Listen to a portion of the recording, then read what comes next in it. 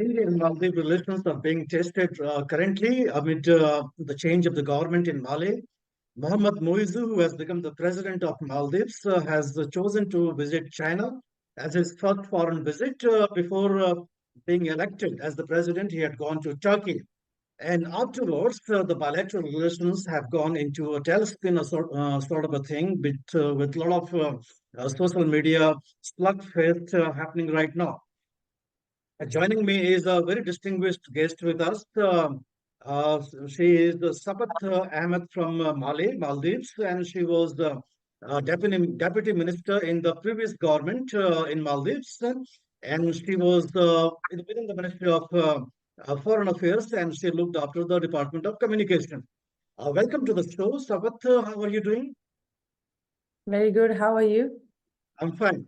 So let's go straight to the topic. How do you look at the current issue that has surrounded the bilateral relations between India and Maldives? Indeed, it is very disappointing for majority of the Maldivians, and the situation is very surreal in a very disappointing way, because we have never ever seen Indian prominent figures and Indian celebrities calling for a boycott in the Maldives. We have never seen or witnessed Indian nationals, canceling their spate of bookings to the Maldives. And we have never ever seen Indian travel agencies holding flight bookings to our country. So without a doubt, there'll be adverse impacts and severe repercussions on our economy, because tourism is our lifeblood economy. It accounts to 2/3 of our GDP and directly supports over 40,000 Maldivians' livelihoods. So obviously there will be a lot of adverse economic impact when it comes to such incidents, because this is now leading to a very tourism-related diplomatic feud between India and the Maldives. And one must understand that India and Maldives have shared a very unique relationship and abiding friendship for over 60 years. And it goes beyond conventional diplomacy. It goes beyond tourism. India supports the Maldives in several other areas, such as education, infrastructure, defense, capacity building, and other bilateral and economic trade factors. So India and Maldives' relation, it goes beyond conventional diplomatic ties, and there's people-to-people contact as well, because Indian tourists love to travel Maldives. Maldivians love to travel to India, especially for medical purposes. Maldivians love Bollywood movie stars. We enjoy watching Bollywood, movies, and hence we are kind of in a way very shocked to see Indian celebrities calling for a boycott of Maldives. It's a very serious issue, and it has to be, the government has to have a great sense of responsibility in dealing with this matter through diplomatic channels. Indeed, diplomacy definitely is the way out of any misunderstanding or any conflict of understanding between the two countries. But Sapat, let's try to understand one thing, that Maldives voted to Mohammad Muizzu on a very stated poll plank, and that was India Out campaign. Uh, how did the people of Maldives vote on this poll plank, given that India and Maldives shared very deep bond, very good relations? Several Maldivian officials are trained in India.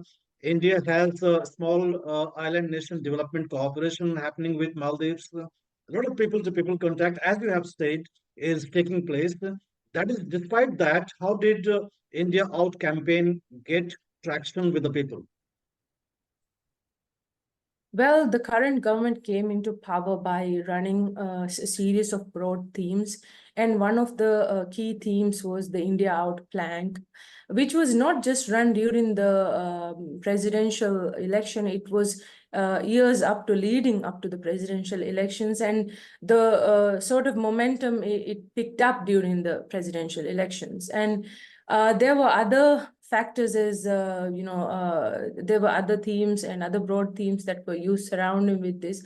We must understand that during the presidential elections, there were a lot of spread of disinformation, and this is not just said. It has also been quoted in the recent EU EOM report, whereby the report highlights that an estimated 56% of the content spread on social media was surrounding disinformation, and there were other disinformation, such as to diminish the credibility, to disregard the credibility of the President Solih's government. So these kind of factors put a lot of fraction between the Maldivian people, a lot of divisions among the Maldivian people. However, we must understand that the Maldives and India have enjoyed diplomatic relations for as long as the Maldives have been independent. Our two countries are connected by the waves of the Indian Ocean, the ocean that our two countries share. We are perfect neighbors. So we both have to work together for peace and development. These kind of rhetorics that are spread to remove Indian people and racist comments and derogatory comments to incite hatred between the Indian and Maldivian people should not be accepted. We condemn this in all possible terms, because because our relationship has been built on many years of trust, friendship, and people-to-people contact, and the Maldivian people will always cherish this relationship, will continue to uphold this relationship. So I urge the government of the Maldives to recall the historic and traditionally close friendly ties that we have with India, and to nurture and strengthen our relationship with India and our neighboring countries, because we share the Indian Ocean together. I also call upon the government of the Maldives to host bilateral discussions in an atmosphere of friendship, warmth, and close understanding with India, and further strengthen our bilateral cooperation with India in a wide range of areas. This is the most beneficial foreign policy that our two countries can share, and that is to have close and cordial ties with our neighboring countries, especially with Indeed. India. Indeed, you have Yeah. rightly said the nasty comments made by three junior ministers in the Mohammad Muizzu government against Prime Minister Narendra Modi probably invited strong reactions by the people on the social media from India, and a sort of boycott Maldives campaign on the social media platforms. But the government there has disassociated with the remarks of those three junior ministers. But coming to what you have said, that is very pertinent, that this information campaign for a long time was seen in Maldives, and probably they may have been a factor in the outcome of the election. And that brings me to draw your attention to the China factor, because worldwide it has been alleged, not only in your country, but even in Canada, even in the US, and several other European countries, that China, in some ways, is interfering in the domestic politics of several countries. Now, Moizu is visiting China. So, do you think that China is a factor in the bilateral relations between India and Maldives? Yes, when we speak in diplomatic terms, a state visit is considered the highest expression of friendly bilateral relationship. And in the past, we have seen, ever since we have hosted our first democratic elections, all of our democratically elected presidents, they have chosen to visit India first after assumption of their office, after assuming the president's office. And in this case, we see our president opting to visit Turkey, and then the UAE, and then now China, way before India. And in the president's recent remarks during his visit to China, he emphasized the prominence of his visit to China, as well as that it was his first state visit to a foreign nation. And the president also spoke about the long-standing relationship between the Maldives and China, which dates back to the ancient maritime Silk Road. And furthermore, the president also emphasized on further developing or further exploring partnerships under the BRI, including the expansion of our airport and commercial port.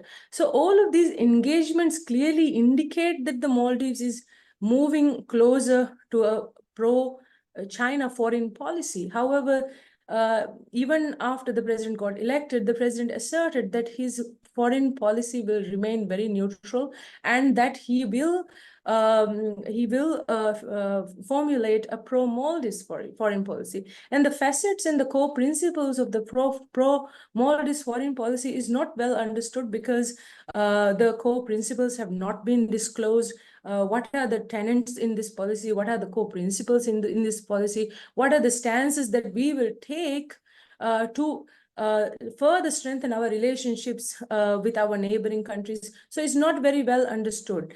And from the recent visit of our president's recent visit, we can see that the Maldives is clearly leaning towards a more pro-China policy. However, I still urge the government of the Maldives that India and Maldives have always been very good friends. We share a very unique partnership. India is the first to respond in every crisis, even during President Yamin's regime as well. This was the case, and our relationship is built on many years of trust and friendship and people-to-people contact. And it's very disappointing what we are seeing in social media, the rift that is being put, the hatred that is being put between the Maldivian people and the Indian people. It's not really the case. The Maldivian people do not share these sentiments. We very much condemn these racist, xenophobic comments that are being spread against Indian people. We love Indian people, and let me take this opportunity to tell the Indian people we really appreciate your contribution to our country, not in terms of tourism, in terms of several other areas such as education, capacity development, defense and security, etc., etc. And we really value our partnership and our strategic partnership. And like I said, it's beyond government to government ties. It's people to people contact. Maldivian people love to travel to India, and likewise, Indian people love to travel Maldives. So I urge the Maldivian government to host bilateral discussions in an atmosphere of friendship with India and explore further ways in strengthening our bilateral cooperations with India, who is our greatest neighbor. Safat, you belong to the party which is now in opposition in Maldives, and you must be engaging with the people there. Since people-to-people contact is not temporary, it is everlasting, it is permanent in nature, and as you have said that India and Maldives share the relationships of Indian Ocean, of the distance, of being a very close neighborhood, in the close neighborhood. How much understanding is there among the people of Maldives about the debt trap policy of China in the backdrop that Sri Lanka suffered a financial collapse only a couple of years back, and it was India which stabilized the financial economy of Sri Lanka, while $30 billion of Chinese loan still remains to be structured. Well, we must understand that Maldives and India shares a very unique relationship for decades, and there will be external influences that will try to put rift between this relationship and that will try to take advantage of certain situations. In terms of China being, providing financing debt for Maldives, it is obviously known that China is Maldives' biggest bilateral creditor. And the World Bank itself has warned the Maldives in further undertaking any debt from China, because it would spell a lot of trouble for our country, as the current our current debt level itself shows that China represents around 20% of our public debt. And this was one of the main concerns during President Yamin's tenure as well, of the China debt trap diplomacy. And in the last decade as well, Maldives' external debt to GDP has skyrocketed to concerning levels, indicating our growing susceptibility to debt traps. So obviously, ourself is itself an example, and like you said, even in Nepal, we are seeing that, and even our closest neighbor in Sri Lanka as well, we are seeing that. And these debts result in excessive amount of interest, which is due to Chinese lenders, and this increases mortgage credit from China, leaving us again to really great levels of susceptibility to debt traps. And one must understand that there was an FTA agreement as well during President Yamin's regime, and President Moise has asserted that he will further foster economic collaboration between our two countries through an FTA, which can again lead to unimaginable amounts of debt.